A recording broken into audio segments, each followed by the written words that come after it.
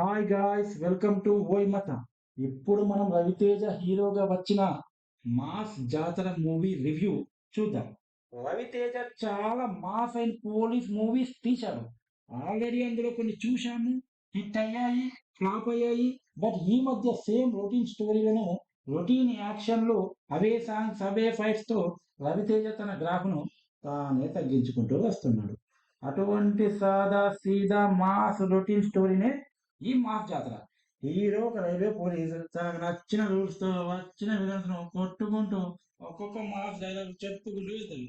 Heroine Sreeleela character అయితే ఎందుకుందో ఆ songs ఏంటో ఎవరికి అర్థం కాదు. సినిమా కూడా పెద్ద పెద్ద బడ్జెట్లు, లొకేషన్లు ఏమీ అనిపించదు. ఒక ఫైట్, ఒక ఎలివేషన్, ఒక మాస్ డైలాగ్, సాంగ్, అనవసరమైన కామెడీ, ఇక ప్రేక్షకుడి సపనం. రవితేజ మరో రొటీన్ స్టోరీతో రెగ్యులర్ అండ్ ఇర్రెగ్యులర్ ప్రేక్షకులను పట్టించుకోకుండా ఈ సినిమా తీశారనిపిస్తుంది. ఇలాంటి స్టోరీలను చూజ్ చేసుకుంటూ పోతే రవితేజ కెరీర్ అనేది ఇక కాలగమనమే. ఓవరాల్ గా ఈ సినిమా మాత్రం కష్టమే భయ్య. నెక్స్ట్ మూవీతో కలుద్దాం.